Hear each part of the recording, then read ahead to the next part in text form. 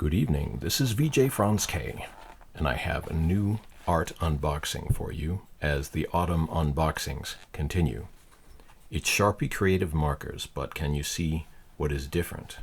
It is the new fine tip variant of these markers. And there already are a couple of other variants that you've seen me show on this channel.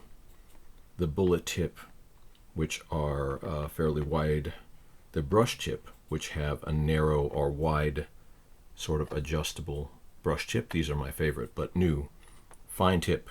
They've never had these before, but I am excited to be able to show you these tonight.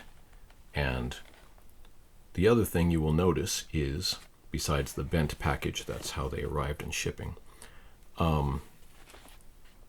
24 in a pack. And the difference I'll show you over here is here's another package, also damaged in shipping. 12 pack for the brush tip, which is the ones I usually use.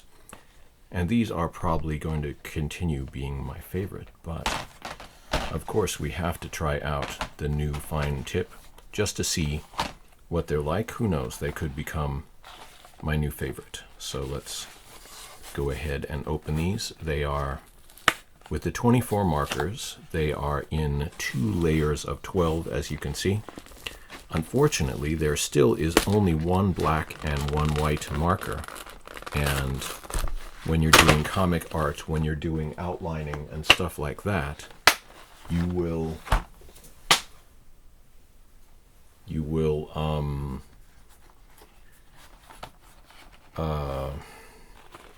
need those colors perhaps more than the other ones, if you know what I mean, because you might want to put in the edges, the highlights and stuff like that. But anyway, I have this variety of different paper, as you saw in a previous video.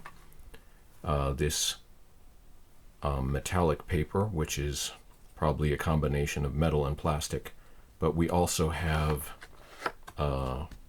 this cardstock sort of stuff. So anyway, what color should I use? Now notice, we have 2 different purples, we have 2 different blues, or you could say 5 or even 6 blues, depending on what you consider a blue and what you consider a green. And I guess because we have all of these other colors down there, let's start with one of the blue ones from this end of the package here. It's kind of hard to handle all of these markers, but let's see. And I will compare and contrast them to the other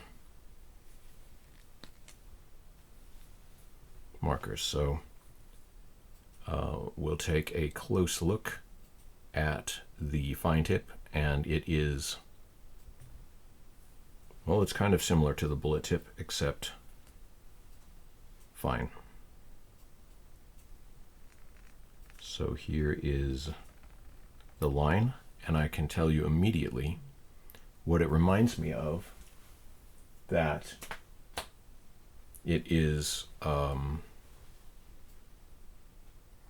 similar in feel to a standard Sharpie, the ones that you are familiar with from years of use on all kinds of surfaces. So that's interesting that they're now bringing this around as part of it, when it is new for this kind of paint. But look how well it is covering over that purple paint marker from earlier. That is the strength of these Sharpie Creative Markers, and why I am constantly recommending them and enjoying using them, is because they are opaque, mostly opaque. You can go over any other colors below and just put down the color that you want. So it is much like using acrylic paint, and certainly this is some formula of acrylic paint that they've developed. So And yes, you may need to go over the line once, twice, 3 times to get it as full as you can, but then it, still far more opaque coverage than most markers are, because most markers you can consider to be a kind of additive blending. So you are always building up a color, adding to what is there before, rather than just writing down a new color. So I like them so far. Let's see. Now, even when you have a narrow sort of tip, you can always use the side of it, and that is especially true with the brush tip. Can I do it here? Yes, I can, but it doesn't. It's a little bit hard to do that. And you can see I'm sort of, I scratched the surface there, literally, of that foil paper trying to do this angle. So yeah, the brush tips are better at doing that sort of side wide line thing. But there are many people who really like that classic fine point Sharpie sort of feel, so they may be very at home with this format here. And so let's see. Since we are talking about the black and the white, I will try the white here. And you've got to be extra careful with the tips of these markers, because just like any disposable marker, or certainly the reusable markers, you want to treat your tips very well so they don't get smashed down and then not able to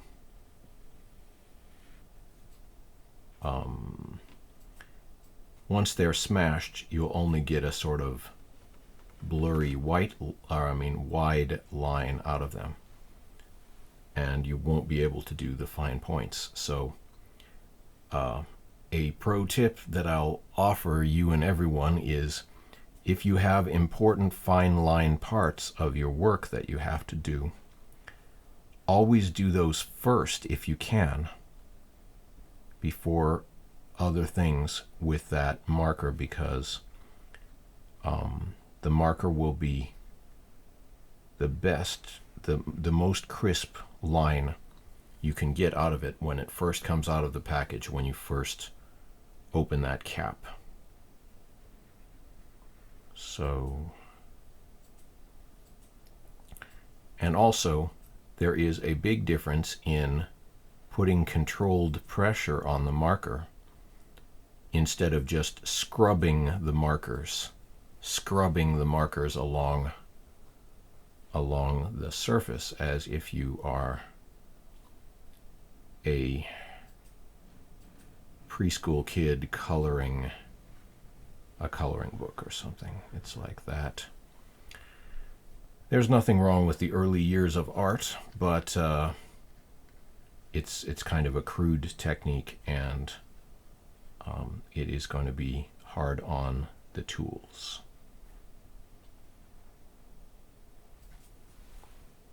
That is why be careful about who you let use your markers, or who certainly don't be lending your markers to anyone if you care about getting them back in good condition, because not everyone has dealt with markers, and not everyone understands the cost of buying these markers. And that, since we're talking about cost, I will bring that up now. Because they are in a pack of 40. I mean 40. Because they're in a pack of 24, the price for this package of markers is around $40. And if you are used to buying art markers and stuff like that, that doesn't seem as expensive. But if you are used to buying regular markers, $40 for a set of markers seems too much. And I will agree with that. Like, they have 2 sets of colors, but it wouldn't be bad to split the sets of colors into 2 separate sets. Like, we have the, let's see, can you see this? There is the white line going in. The white doesn't exactly have that good, the white doesn't have such good coverage. I'm a little surprised or disappointed with that. But obviously we're dealing with a very light color of opaque, and so you may need to put multiple lines down over each other to get the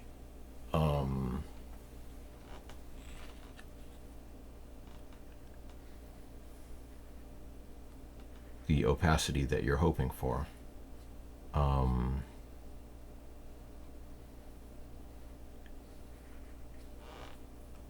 Let's see, what else to say? Yeah, so I don't know. It seems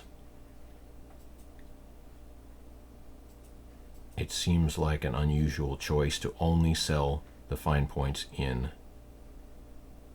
24 when the other ones are available in 12. And the question is, the finer grade of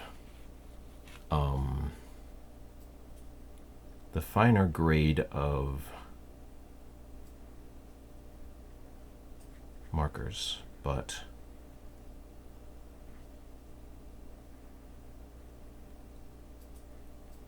as I've said, I can use the fine point markers. The tip of the fine point markers can also do a very fine line. And the question is, can you get even finer with the brush tip ones than you can with the so-called fine point? And I probably can, because I'm used to doing it. I've been using these for over a year now, and they've been my favorite. See how narrow that fine point tip actually gets. So we'll try her other eye here, and I'll just put in, can I do it? Yes, it is possible. And this is a fairly new package of fine point markers that I just got. So, I mean, brush tip markers that I opened recently. So they still have that new marker advantage that I was talking about with the sharpness. But see, if you have a very fine light touch and your brush tip marker is still in good condition, just like the tip of a feather or something, you can go down there and just outline it very faintly. Of course, yeah, the build-up factor is maybe even more required there to get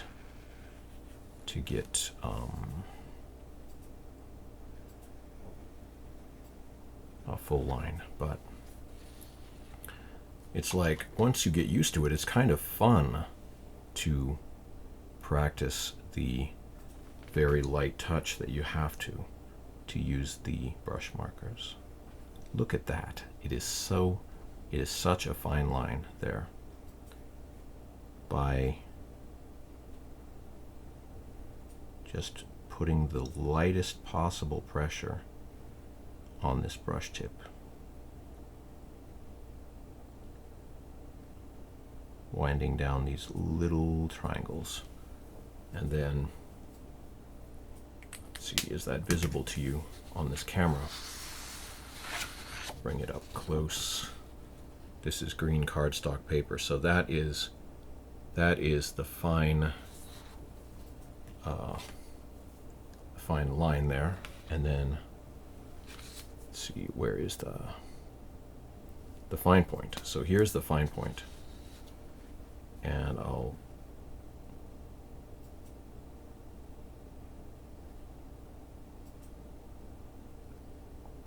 yeah, it's comparable.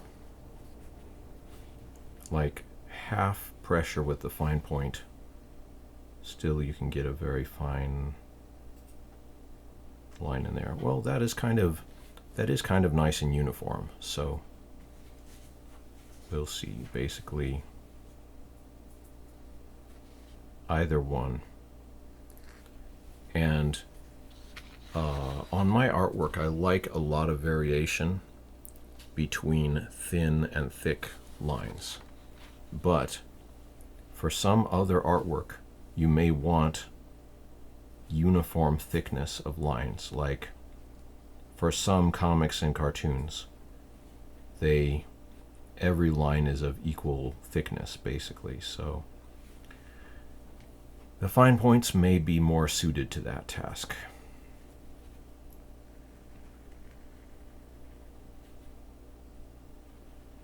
Once again, there's the standard width of the fine points. And then to do a side drag there. That's pretty good.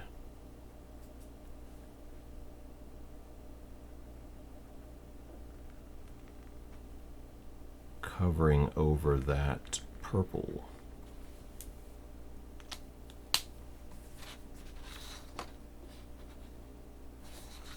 Here we'll just uncover both markers and also see, oh, and here's another thing, is that the brush tips have this visible reservoir. You can see some of that ink in there, or ink paint hybrid, whatever it is. But these fine points, well, that fine point is already getting bent because I was pressuring it there, but it's like if the marker is bent, you just notice which way it's bent and use it in that direction. But yeah, try white on a lighter color like this. This white here, oh, it rolled away under the thing. Here, put this back on, and I will put here a circle. Interesting how the white is not that visible on this yellow. You'd think it would still stand out, but here in a little bit of a fine line. And this cardstock paper and certainly canvas, which I'm sometimes using